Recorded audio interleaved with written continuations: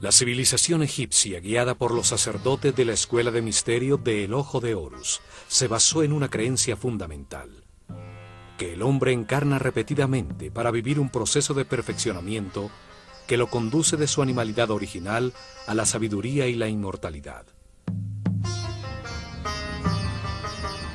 Ese camino evolutivo tiene 7 fases, 7 niveles determinados por la sabiduría que lleva acumulada, por la frecuencia en que vibra y por la cantidad de energía vital que puede procesar.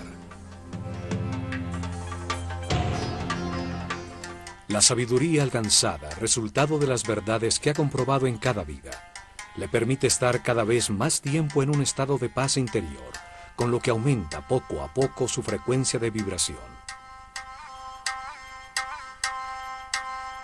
En forma correspondiente va aumentando que puede procesar y distribuir en su sistema neuronal.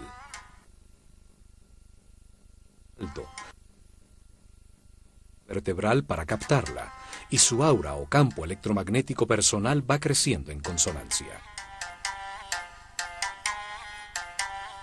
Las circunstancias que el hombre experimenta, los procesos que debe vivir con el objeto de evolucionar, de adquirir sabiduría, fueron diseñados por Dios de una manera perfecta.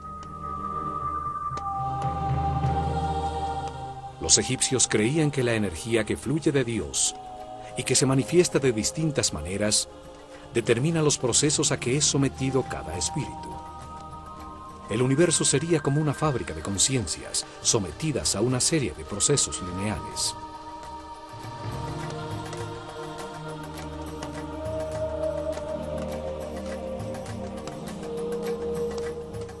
El hombre se encarna sobre la Tierra que gira alrededor de una fuente radiante, el Sol. De allí recibe su primera energía. El sistema solar gira a su vez alrededor del Sol central de la galaxia, otra fuente radiante de energía. Ellos encontraron que durante este giro que tarda 25.920 años, al que llamaron el año cósmico, el sistema solar recibe la energía de una serie distinta de astros radiantes que producen distintos campos de fuerza. Dividieron ese recorrido en 12 sectores, 12 fuerzas fundamentales que recibe el planeta durante los 2160 años que tarda en atravesarlos. Cada fuerza impulsa distintos procesos y circunstancias que el hombre debe vivir. Son parte de la línea de ensamblaje de las conciencias. A estas energías de los cielos las llamaron néters. A cada una de las que iban identificando le dieron un nombre y una figura simbólica. Así podían reconocer sus características, presentarles sus ofrendas y respetos. Por todo esto, su civilización estaba orientada hacia los cielos y sus procesos colectivos determinados por los astros.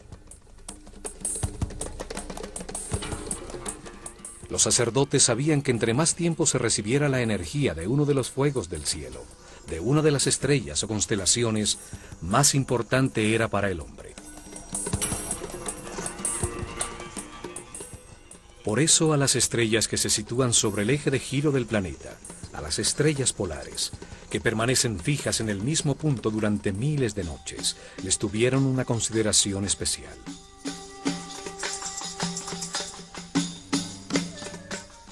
Además, en una época en que la noche era como la muerte, el pueblo, al encontrar que estas estrellas aparecían siempre en el mismo sitio, sin moverse por la bóveda celeste, las convirtió en el poder que reina en la oscuridad, fuerzas nefastas que traían la muerte y las desgracias.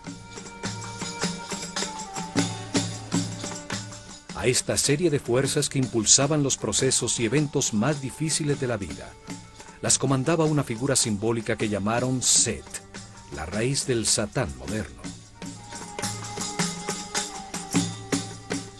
Set, el señor de la oscuridad, el poder que retrasa el avance del hombre, el que lo sumerge en las pasiones animales, logrando que permanezca detenido en la ignorancia, cumplía una función importantísima en el universo egipcio. Impulsaba al hombre a cometer errores, inducía conductas agresivas, irrespetuosas, que solo producían dolor, sufrimiento, angustia y miedo. Los resultados de estas conductas equivocadas agobiaban al hombre, saturándolo de sufrimiento, impulsándolo a buscar el camino de la paz y la felicidad. Comprendía que con sus actuaciones agresivas hacia los demás, solo se estaba haciendo daño a sí mismo. Entonces cambiaba, y la fuerza de la luz iluminaba su conciencia.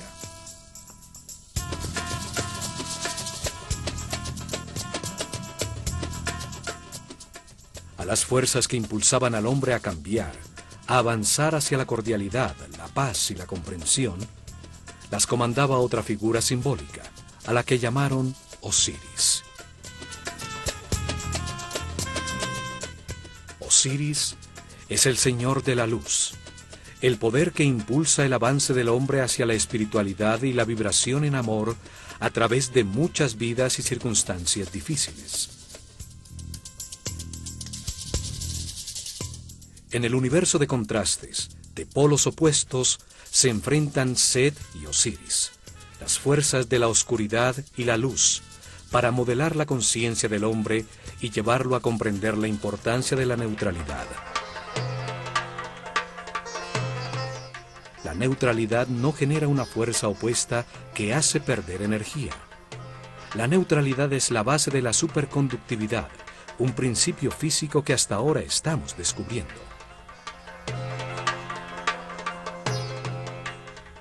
La neutralidad implica respeto por los demás.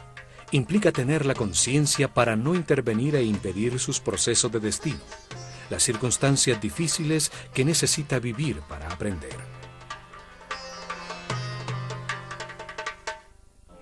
La neutralidad implica comprensión sobre cómo funciona el universo, aceptación de que todo lo que sucede es perfecto y tiene un propósito de amor, porque es diseñado por Dios, que es amor. A la neutralidad llega el ser humano al final de su rueda de reencarnaciones, en el momento en que ha verificado en carne propia todas las verdades del universo, cuando renace en el espíritu y llega a la iluminación. Este momento es simbolizado por Horus, un halcón dorado que todo lo ve, todo lo sabe, que vuela sobre los contrastes y las limitaciones materiales del universo, gracias a que no produce resistencia.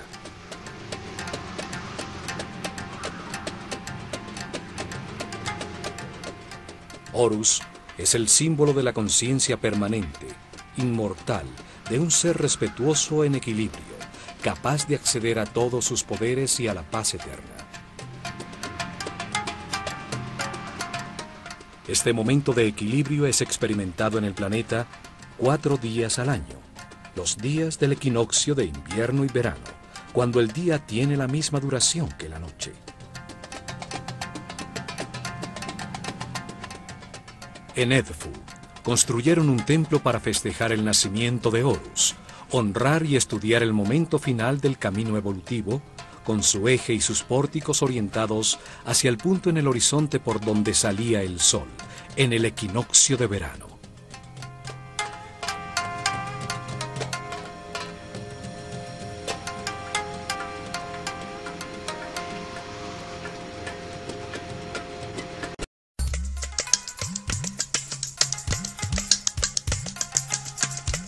Casi todos los complejos religiosos egipcios albergaban en su interior 2 templos, 2 observatorios astronómicos, uno solar y otro estelar, con sus ejes y pórticos orientados a 90 grados el uno del otro. Esto permitía enmarcar simultáneamente la estrella que personificaba a la fuerza fundamental que se honraba en el templo y la fuente radiante más cercana al hombre, el sol, en los días en que definían los cambios climáticos, las estaciones, los puntos en que cambiaba el medio ambiente de todos los seres sobre la Tierra. En algunos casos, como en Dendera y Edfu, un mismo templo enmarcaba con sus pórticos una brillante estrella que anunciaba la salida del sol por ese mismo sitio, un poco más tarde. Edfu y Dendera son dos templos hermanos, dos observatorios que se complementaban para registrar precisamente la bóveda de los cielos sobre el polo norte y el polo sur del planeta. Las estrellas polares eran un punto de referencia para registrar cualquier variación en la inclinación del eje de la Tierra con relación al Sol. Este ángulo es el que produce las estaciones, los solsticios y los equinoccios, el clima sobre el planeta.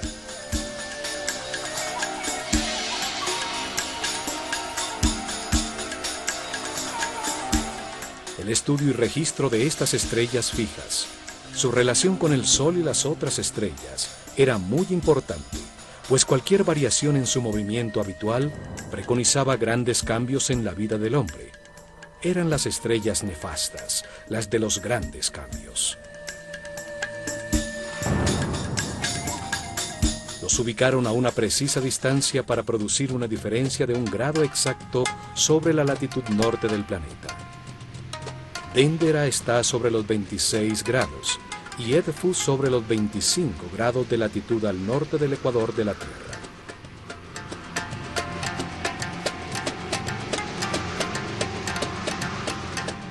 Esta relación permitía registrar fácilmente el movimiento del sistema solar por la galaxia, lo que era trascendental para los sacerdotes, pues determinaba el paso por las distintas constelaciones, por las energías fundamentales que impulsan el camino evolutivo del hombre.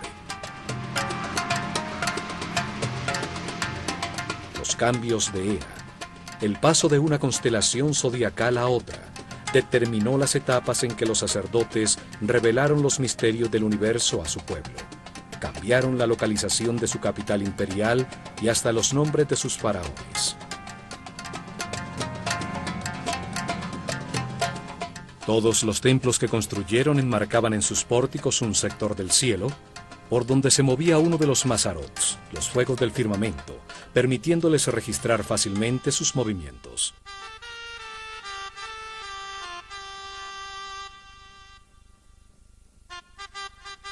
El templo de Horus en Edfu estaba orientado hacia el polo sur, enmarcaba a la estrella Canopus, mientras que el templo de Hathor en Dendera enfocaba sobre el polo norte a la estrella Alpha Draconis. El templo de Horus en Edfu festejaba su nacimiento en el equinoccio de verano, 3 meses más tarde. El templo de Hathor en Dendera festejaba la renovación de la vida, la fertilidad que producía la inundación del Nilo el día del solsticio de verano.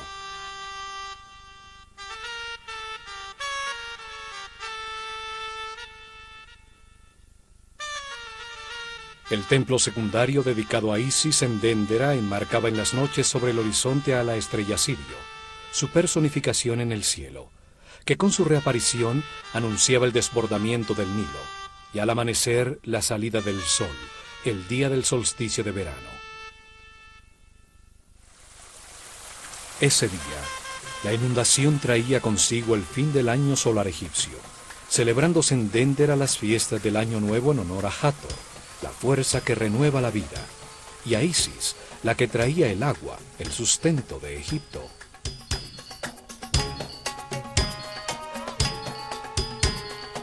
Tres meses más tarde, el templo de Neftis en Edfu, del que solo se conservan los cimientos, enmarcaba el punto sobre el horizonte por donde aparecía la estrella Procyon, la que marcaba el tiempo de siembra, y al amanecer, la salida del sol el día del equinoccio de invierno.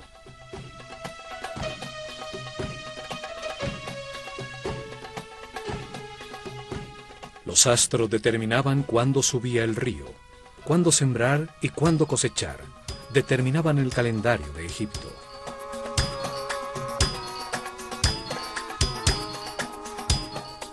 Como los dos templos, las dos estrellas tienen también una estrecha relación. Sirio pertenece a la constelación de Canis Mayor y Procyon a Canis Menor. Las dos son estrellas hermanas, como Isis y Neftis, las compañeras de Osiris y de Set, el señor de la oscuridad. En la mitología griega son consideradas los canes de Orión, el Osiris egipcio, pues lo siguen por los cielos, de ahí el nombre de sus constelaciones. En esas fechas se realizaban procesiones que unían a los dos templos. El 21 de junio, el solsticio de verano, se festejaba en Déndera, bajando de su azotea el fuego nuevo para todo Egipto, la marca del año nuevo.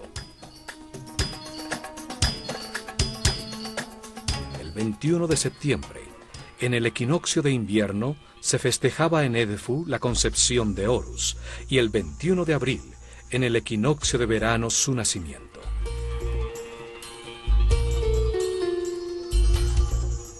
Hasta allí acudía la barca de oro con la figura de Hathor, que por el Nilo venía desde Déndera. Esta ceremonia era llamada el Festival del Bello Encuentro, cuando Hathor, la fuerza de la vida, festejaba en Edfu la culminación del proceso que ella había puesto en marcha.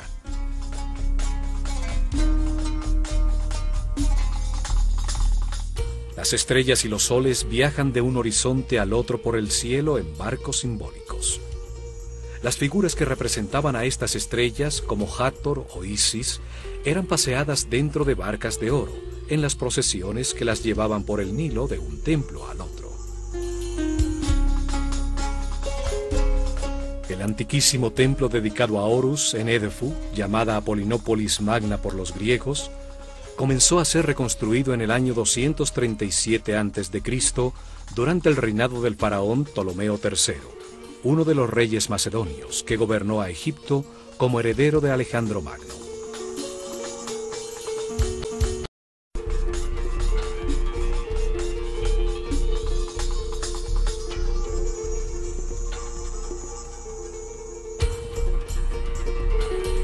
La obra duró 180 años, terminándose en el año 57 a.C., durante el reinado de Ptolomeo XII, el padre de Cleopatra, la última faraona antes de que Egipto se convirtiera en una provincia romana. Las escenas en sus muros muestran a estos reyes extranjeros rindiendo culto a los dioses egipcios, una manera para recibir igual que estos el culto del pueblo y legitimizar así su poder.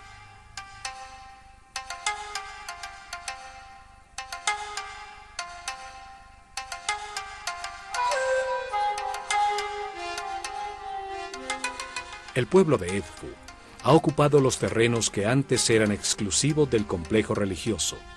Sus muros exteriores de protección desaparecieron hace mucho tiempo.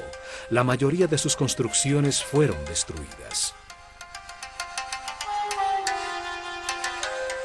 Aún permanece intacto el templo principal dedicado a Horus, el Halcón Dorado, reconstruido por los Ptolomeos, paralelo al Nilo, en el mismo sitio donde un templo más antiguo había existido.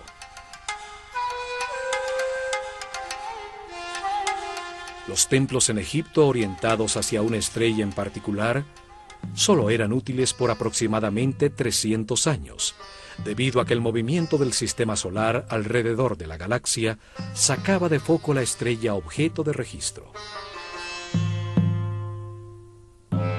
Esta razón determinaba que había que desbaratar el templo totalmente y volverlo a armar con su eje corrido aproximadamente 4 grados. Es por esto que se encuentran piedras marcadas por faraones anteriores en los cimientos de los nuevos templos. Era como girar el telescopio. El caso de los templos solares es distinto, pues el ángulo entre el ecuador de la Tierra y la eclíptica por donde se mueve el Sol cambia solamente 1 grado cada 7000 años. Los templos solares, enfocados al punto en el horizonte por donde sale el Sol en una fecha especial, servían por miles de años. El eje del templo está orientado hacia los 86.5 grados suroeste. Allí, a los 26 grados sobre el horizonte, se situaba todas las noches prácticamente sobre el polo sur la estrella Canopus, la segunda más brillante de los cielos después de Sirio.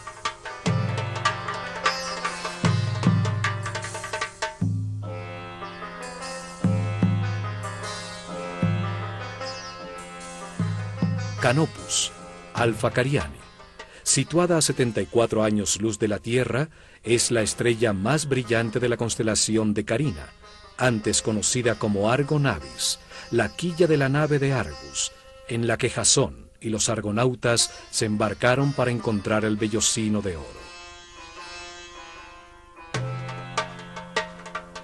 El pílono o fachada del templo enmarca con sus dos grandes torres a la estrella del Polo Sur. Cada torre es un espejo exacto de la otra, aún en las inscripciones y bajorrelieves de sus muros. Simbolizan la existencia de la simetría en un universo asimétrico que permite el movimiento.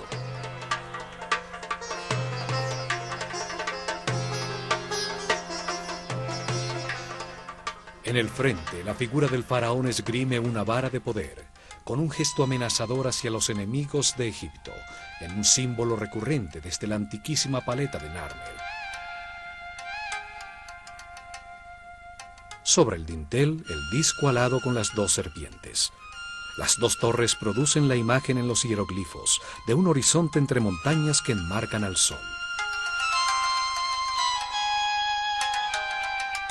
El pílono de 35 metros de alto, la altura de un edificio de 10 pisos, soportaba 4 altísimos mástiles, en cuyas puntas ondeaban al viento larguísimas banderas de brillantes colores. Al atravesar el pórtico por el eje del templo, se llega a un patio abierto, conformado en sus lados por un peristilo, un corredor sombreado por una pequeña cubierta soportada por 32 columnas con capiteles florales de distintos estilos y variadas formas.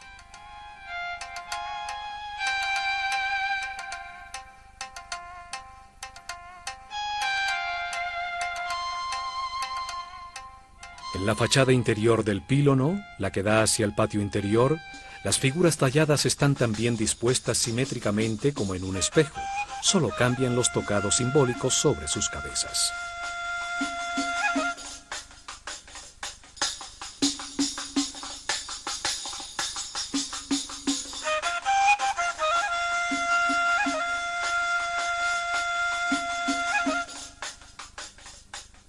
Muro de cerramiento totalmente decorado y la columnata le dan una forma perfectamente simétrica al patio exterior.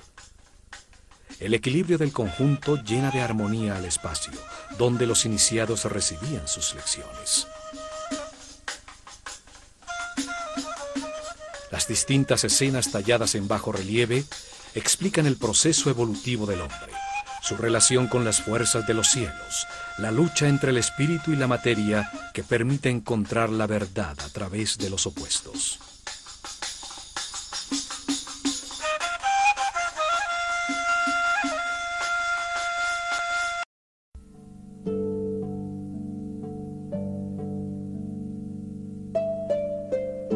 En los tiempos de la Escuela de Misterios existía en este patio un bello jardín, donde los iniciados realizaban ejercicios para verificar en carne propia las informaciones suministradas por sus maestros.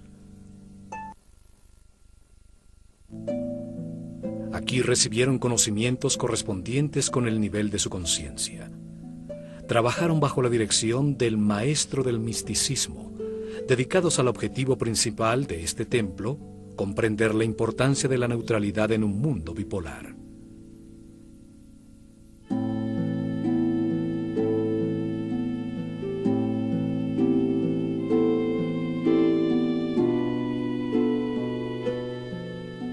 Probaron que podían llevar su conciencia individual hacia la conciencia universal.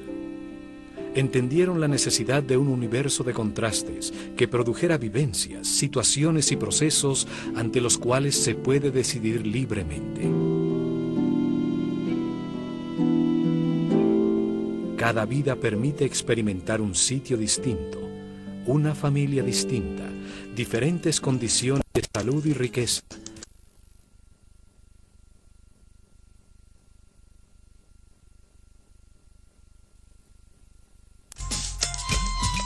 Set es derrotado en la conciencia del hombre gracias a los errores que éste cometió a lo largo de muchas reencarnaciones.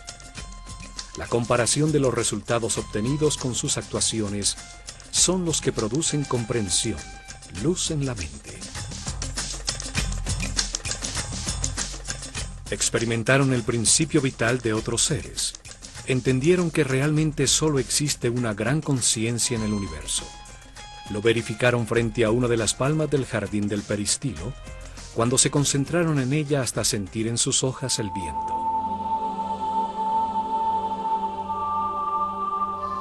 Descubrieron que entregándose totalmente, se realiza una fusión con el aparente exterior. El tiempo deja de existir y su conciencia y la de la planta se funden en una sola, ocupan el mismo espacio. El maestro les enseñó que toda concentración comienza como un ejercicio intelectual, dirigiendo la atención hacia la planta, trayendo a la mente todo lo que se sabe de esta. La razón aclara la mente, ordena, evalúa, compara, analiza, hasta definir las características que convierten un ser en planta. Encontraron que una vez que se sabe todo sobre el objeto de la concentración, el trabajo intelectual cesa. En ese momento pasaban a la segunda fase de la concentración. Usaron la intuición y todos los sentidos como una forma de percepción para sentir todo lo que la palma es. Palparon su forma, observaron su color, su olor, su sabor, escucharon su sonido interno. En una última fase, realizaron ejercicios de concentración espiritual.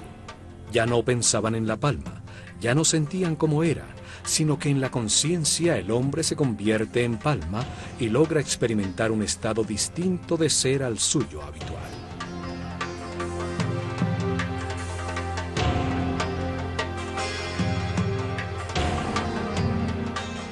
En ese estado, el ego desaparece y el iniciado se encontraba con su yo superior.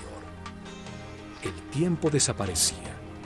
El silencio expandía la conciencia. Los brazos se transformaban en ramas y una paz interior inundaba la nada. En este patio pudieron así aumentar su energía vital, su frecuencia de vibración, reunidos con otros compañeros que tenían un nivel de conciencia similar. Se encontraban en un lugar parecido en el camino de las reencarnaciones.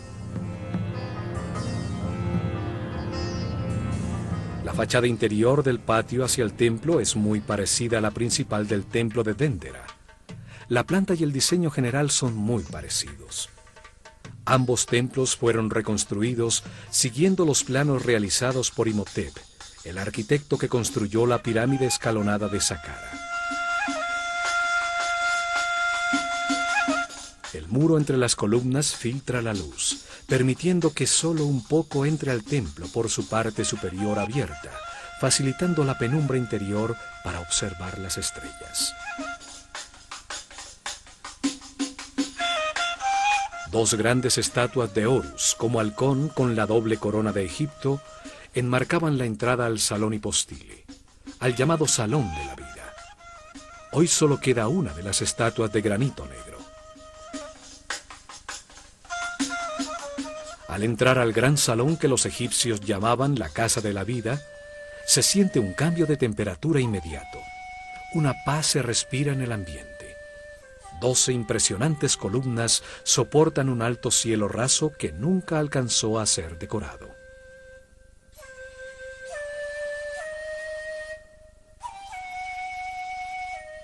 Al recorrer este salón, utilizado en el trabajo diario por los iniciados del templo, las altísimas columnas con sus hermosos capiteles producen una sensación de equilibrio, de permanencia. También, como en Dendera, este salón tiene una pequeña capilla para guardar los papiros en los que trabajaban los escribas y los que se necesitaban para las lecciones con los discípulos del templo.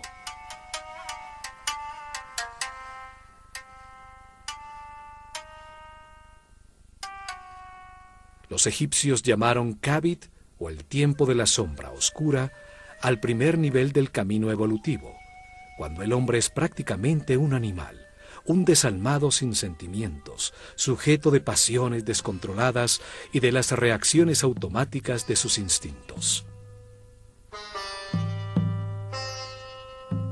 Sus actuaciones de ira, odio, instintos desbocados, le producen resultados insatisfactorios, angustia, sufrimiento, soledad e infelicidad. Después de muchas vidas, se satura de sufrir y comprende que al hacerle daño a los demás, solo produce su propia infelicidad. En ese momento su espíritu renace en el segundo nivel de conciencia, llamado el Ba, o el tiempo de la sombra clara. Allí descubre los sentimientos, aprende a querer, sin embargo no controla sus emociones, se encuentra todavía en el infierno de la vida.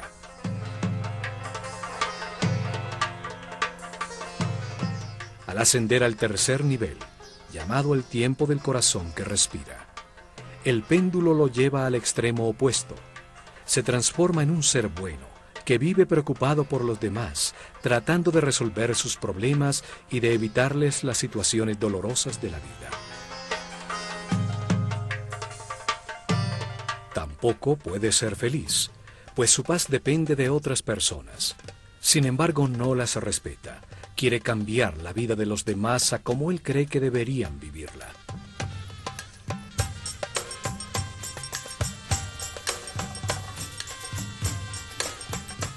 Esta actitud lo lleva a enfrentar su sistema de creencias con el de los demás, pues no respeta las decisiones que éstos toman y cuando le suceden situaciones difíciles para que aprenda, las considera injustas, pues se ve a sí mismo como un ser bueno que solo vive por los demás. Al cruzar la puerta del fondo se llega al Salón de las Apariciones, llamado así porque en él aparecía desde la penumbra de su santuario la brillante estatua de Horus, dentro de su barca de oro, para salir a las procesiones y ceremonias.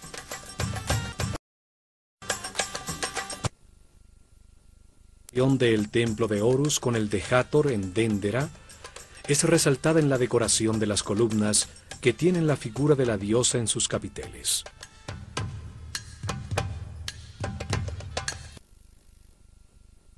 De recibo de las ofrendas del pueblo, con su puerta al exterior y el salón donde se almacenaban y se preparaba el incienso.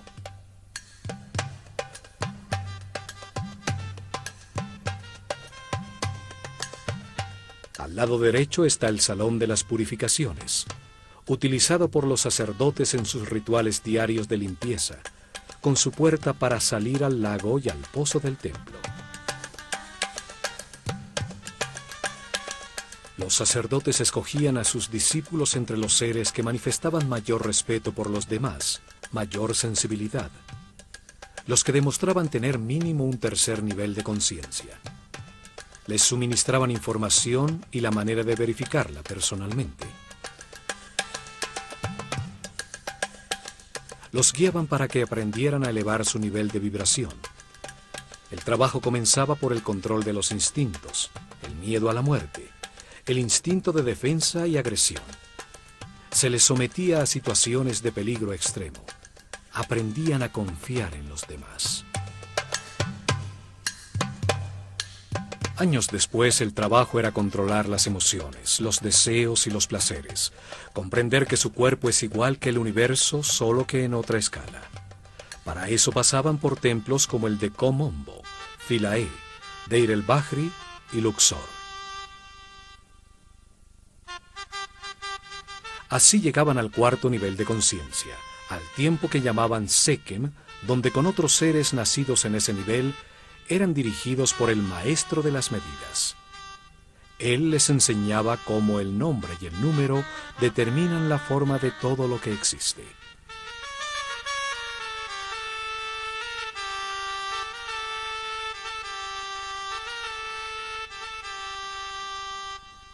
En templos como el de Dendera, se transformaban en Kabirim, los que registran los cielos, aprendiendo cómo los ciclos de los astros afectan al hombre, las fuerzas fundamentales, las frecuencias vibracionales, de Fi, de la proporción áurea y de la flor de la vida.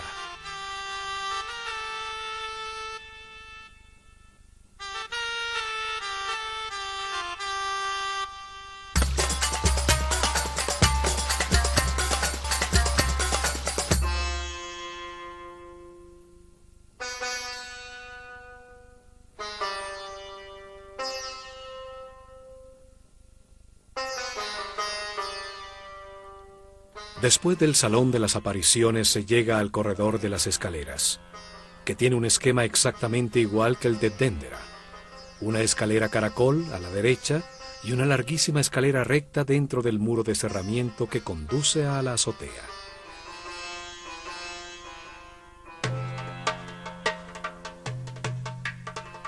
Por la escalera de caracol ascendía la procesión con la barca de Horus hasta la azotea del templo, a esperar la aparición del sol, los días del equinoccio, y por la escalera recta bajaba. Durante miles de años se registraron en las noches los movimientos de Canopus, la estrella sobre el polo. Vibraron con la energía especial de los equinoccios cuando asistieron a las ceremonias que en la terraza del templo festejaban la llegada de todo ser humano a la neutralidad. De este salón en adelante ya no podían entrar los discípulos. Solo los sacerdotes de Horus atravesaban el corredor exterior para llegar hasta la antecámara y al salón de la barca de oro, donde guardaban el santuario portátil utilizado en las procesiones. Una reproducción moderna se encuentra en esta otra capilla, pero nos da una idea muy cercana del tamaño y de la forma originalmente utilizada.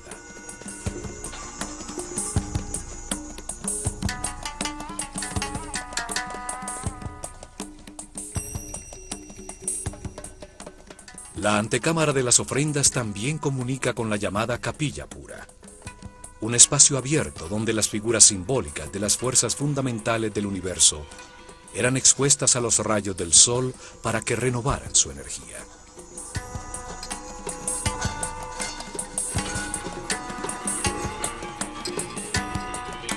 Los muros del templo están llenos de bajorrelieves utilizados para explicar los misterios del universo, la razón de la reencarnación, la manera de llegar al final del camino y convertirse en superhombre.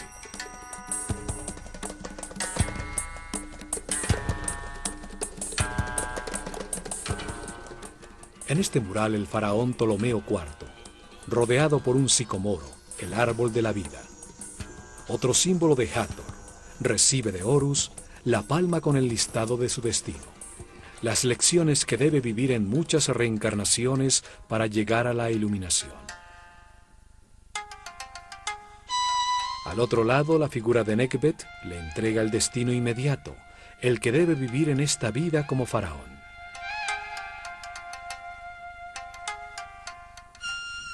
La civilización egipcia estaba fundamentada en la reencarnación, como proceso de adquisición y verificación en carne propia de las verdades del universo.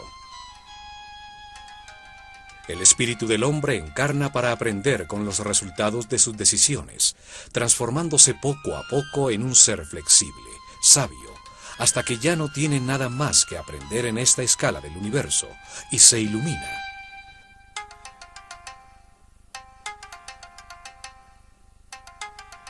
Desde la claridad exterior a la penumbra del Sancta Sanctorum, el nivel de los pisos va ascendiendo para permitir que desde allí el sacerdote pudiera observar el cielo enmarcado en los pórticos sobre las cabezas de los discípulos participantes en las ceremonias.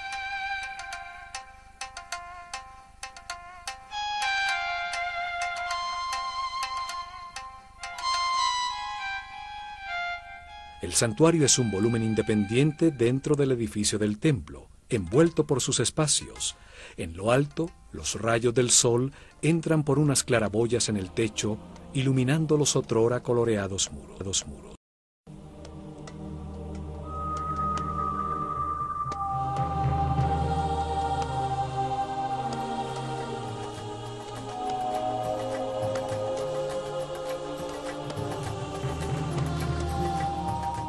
En lo más profundo y oscuro del templo, se llega al santuario, donde se encontraba el Naos, la capilla de granito que contuvo la figura simbólica de Horus, el símbolo del renacimiento espiritual, de la maestría, del momento en que el hombre se convierte en superhombre. Este momento es representado por el nacimiento de Horus.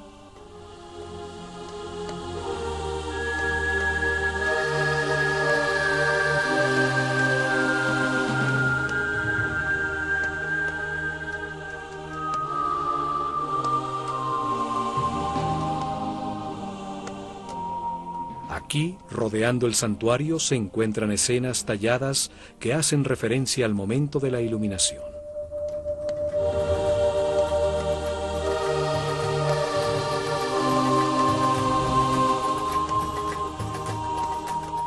La comprensión lleva el péndulo al centro, transformando al hombre en un ser justo, respetuoso, que acepta que todas las situaciones son perfectas, aún las más difíciles y dolorosas, pues producen comprensión en quien las vive.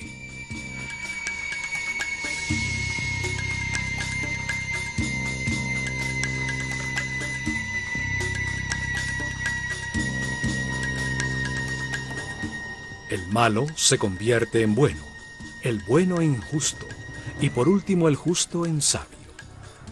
En ese momento llega la iluminación representada por Horus, cuando se renace desde el espíritu, al terminar la rueda de reencarnaciones en esta escala del universo, para continuar el camino de perfeccionamiento en una jerarquía más alta. El hombre que nace en la carne renace en el espíritu. Así termina su transformación desde su animalidad original a la espiritualidad eterna. Desde su conciencia temporal a la conciencia permanente, de la mortalidad a la inmortalidad.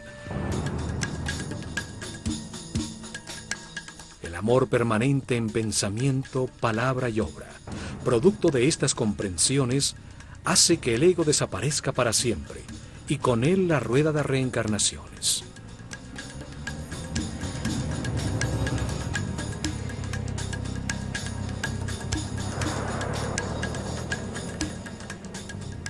Alrededor del santuario se encuentran una serie de capillas dedicadas a las fuerzas y principios fundamentales que intervienen en el proceso evolutivo de la conciencia.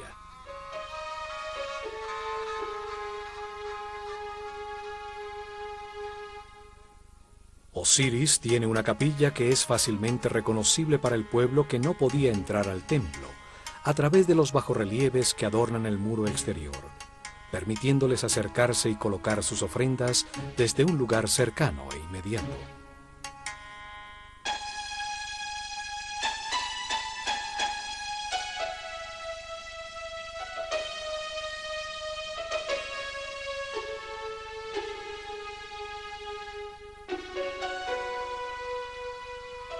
Khonsu tiene otra capilla. Es el hijo de Mut, la característica femenina del único Dios, y de Amon-Ra, la característica masculina. Su unión crea la conciencia del hombre. Khonsu es el nombre que le daban a una conciencia recién nacida cuando comienza su recorrido evolutivo.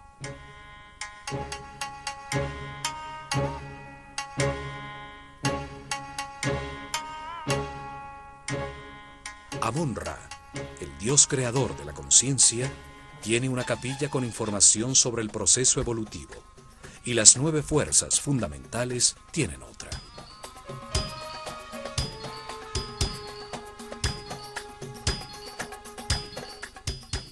La capilla central está dedicada a Horus.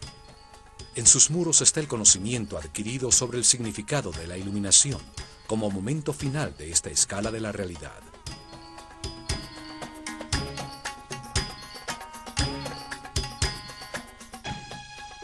A este templo llegaron iniciados en el 4º nivel de conciencia. Otros pocos alcanzaron el 5º nivel, el llamado tiempo de los Sahu.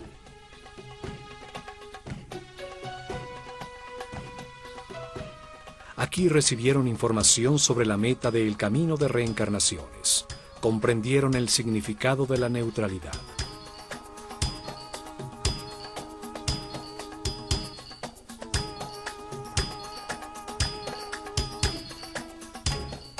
Luego continuaron su camino de perfeccionamiento. Se embarcaron en el río para llegar a Karnak, al templo de la conciencia del hombre, donde buscarían la sabiduría a través del arte, del conocimiento de su inconsciente, al revivir su cadena de reencarnaciones.